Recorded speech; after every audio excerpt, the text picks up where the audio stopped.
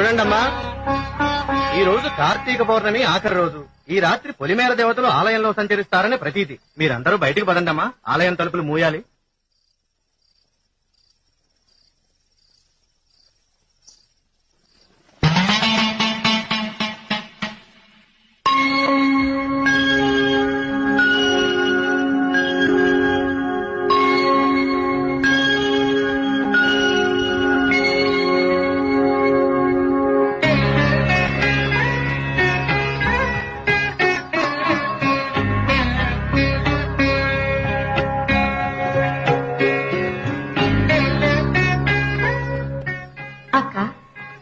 చక్కని దీపాలతో కోవెలకు ముగ్గులు దిద్దిన ఇల్లాలు పుణ్యవతి కదూ.